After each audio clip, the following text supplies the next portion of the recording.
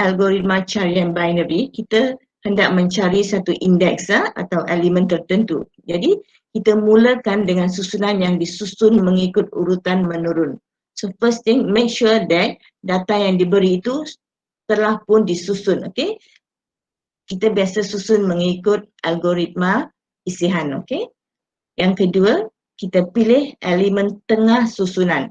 Pilih elemen di tengah susunan M dan bandingkannya dengan data E yang kita hendak cari.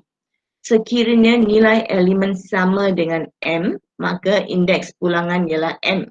So if the elemen tengah itu sama dengan data yang kita cari, so finish lah. Sekiranya elemen E kita lebih besar daripada M, maka E mesti berada di susunan kanan. Okay? Sekiranya M lebih besar daripada E, maka E mesti berada di susunan kiri. Jadi kita ulangi langkah-langkah tersebut bagi subsusunan baru sehingga kita jumpa elemen yang kita hendak cari. Okay? So kita lihat satu contoh. Okay?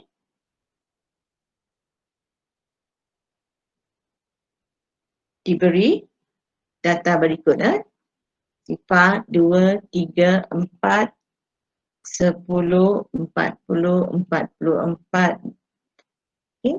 Dan 44, okay? Kita nak cari 10, okay? Elemen yang dicari ialah 10. Kita nak cari 10, okay? So what do we do first? Okay? Jadi mula-mula kita kenal pasti elemen di tengah. So elemen di tengah sini ialah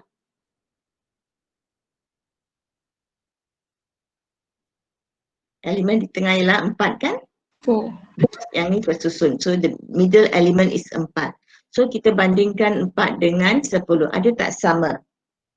Tidak sama kan? Okay. So adakah 4 sama? 4 tidak sama dengan 10. Maka sekarang kita tengok adakah 4 ni besar atau kurang dari 10. 10 ni lebih besar daripada 4. Jadi kita hanya memberi fokus kepada elemen-elemen yang terletak di sebelah kanan sahaja. Okay? Elemen di sebelah kiri kita boleh abaikannya. Okay? Okay. So sekarang, now we have 10, 40 and 44. Kan? So now kita pilih elemen di tengah.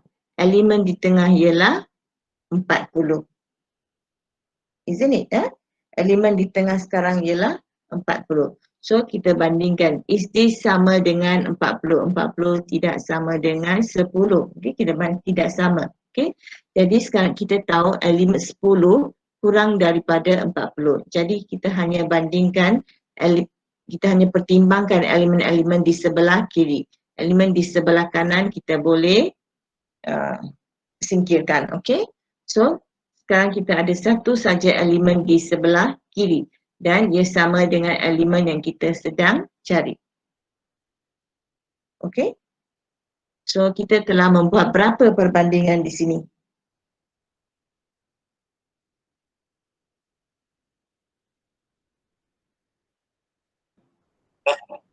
How many perbandingan kita telah buat? How many you think? 3, I think. Yeah. First, we take the first elemen di tengah 4 kita bandingkan, okay, satu perbandingan di sini. And then kita hanya pertimbangkan elemen-elemen di sebelah kanan. Kemudian kita ambil elemen di tengah, kita bandingkan tak sama. Jadi kita tahu kita perlu pertimbangkan elemen di sebelah kiri dan kita bandingkan ni. Jadi 3 perbandingan.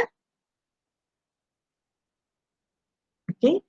Ini dipanggil algoritma carian binary.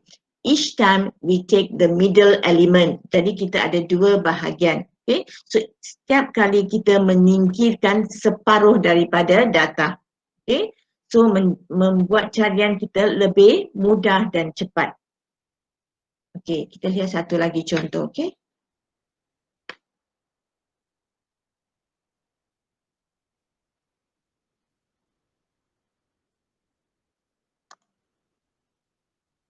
Okay. Satu satu lagi contoh algoritma carian binary, okey? Okey. So, kita nak cari nombor 76, okey? Elemen yang dicari, okey? Is 76, okey? Kita nak cari 76 dalam satu set data yang berterusan. Data, jika anda perhatikan, data ini telah pun disusun. Jadi, itulah langkah pertama. Kita kena pastikan data itu sudah tersusun, okey? So, sekarang kita hendak cari 76, kita cari data di tengah, okey? Biasanya kita ambil data yang tengah, but sometimes if it's one in front or one in the, it doesn't matter, okay? As long as somewhere in the middle. Jadi kita ambil 47, kita bandingkan dengan 76. Adakah 47 sama dengan 76? Tidak, okay? Jadi kita tahu 76 ini lebih besar daripada 47. Jadi 76 mesti terletak di sebelah kanan 47. Jadi semua data di sebelah kiri 47 ini boleh disingkirkan. Jadi sekarang kita hanya bandingkan atau kita hanya pertimbangkan data di sebelah kanan sahaja. Jadi daripada data di sebelah kanan, kita tentukan data yang terletak di tengah-tengahnya. Jadi kita tahu data di tengah-tengahnya ialah 77. 77 tidak sama dengan 76. Dan kita tahu 76 ini kurang daripada 77. Jadi semua data di sebelah kanan 77 ini kita boleh singkirkan. Okey. Jadi sekarang kita hanya bandingkan data di sebelah kiri 77. Dan kita pilih data di tengah ialah 64. 64 tidak sama dengan 76. 76 lebih besar daripada 64. Jadi data di sebelah kiri kita boleh singkirkan. Kita hanya bandingkan data di sebelah kanan. Dan data di sebelah kanan hanya ada satu dan ia padan dengan data yang kita cari. Jadi carian kita berhenti di sini. Okey. Jadi ada berapa perbandingan yang kita telah buat di sini? Berapa perbandingan? 4. Yes, 4 perbandingan. 1, 2, 3 and 4. Okay. So this is algoritma carian binary. Dalam 4 langkah kita dah boleh mencari elemen yang kita sedang cari. Kalau kita buat carian linear, okay, we have to find berapa kali? 1, 2, 3, 4, 5, 6, 7, 8, 9, 10, 11. Okay. Kalau kita gunakan algoritma carian linear, kita perlu banding 11 kali baru kita jumpa data kita. Okay. Di sini kita dah jumpa dalam 4 perbandingan. Itu beza antara carian binary dengan carian linear. Okay. So carian binary adalah algoritma carian yang sangat pantas dan sangat kerap digunakan. Okay. Kita lihat satu lagi contoh. Okay. Okay. Mencari nombor 7 dari susunan data ini. Okay. So what is the first step that we should do here? Kita lihat data ini tidak tersusun. Jadi mula-mula kita hendak susunkan data ini. Okay. So we have -4.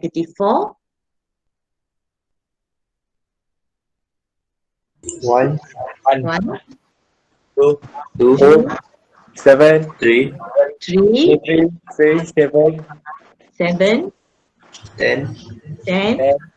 ya. Okey, so kita dah susun. Jadi elemen yang kita hendak cari ini ialah 7.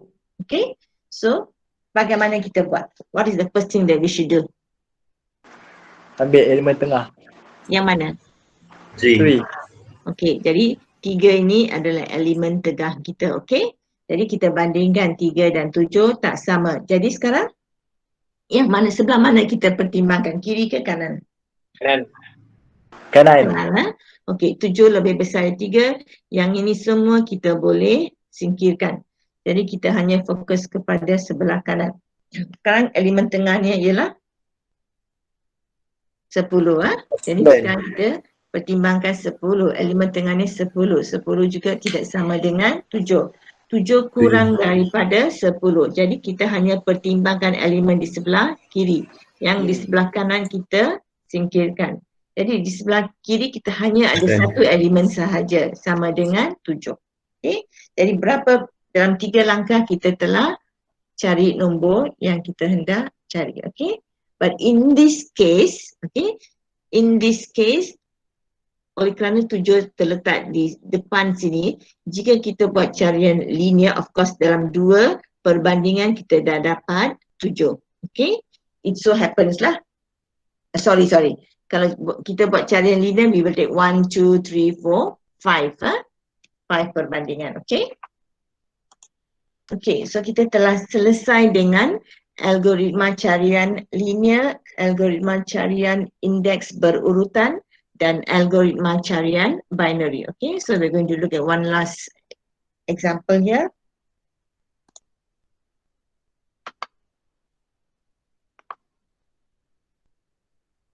Okay, carian linear untuk mencari elemen J. Jadi kita hendak mencari elemen J dalam senarai mengikut urutan ni. Okay, senarai ini adalah mengikut urutan A hingga X. Okay, so jika kita gunakan carian linear, berapa perbandingan yang kita akan buat? 1, 2, 3, 4, 18. 18 ah? Why? 9. Yes, 1, 2, 3, 4, 5, 6, 7, 8, 9, 10. Actually it's 10 perbandingan. But here because they start with 0, so they got 9. Yang ini juga dipanggil, sometimes they call it index lah, okay. So dia mula dari 0, so they got 9. But if you start from here 1, jadi bilangan perbandingannya ialah 10. Okay, jadi dia buat 10 perbandingan untuk mencari huruf J. Kalau carian binary pula, berapa bilangan perbandingannya?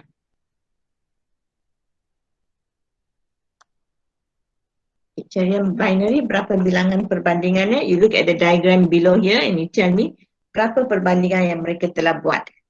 Okay, dalam langkah pertama, what is the huruf tengah yang digunakan? L. L lah, okay. So L, jadi lepas tu dia pertimbangkan sebelah kiri sahaja, bukan? Jadi langkah yang kedua, huruf tengahnya ialah F, yes. Langkah yang ketiga,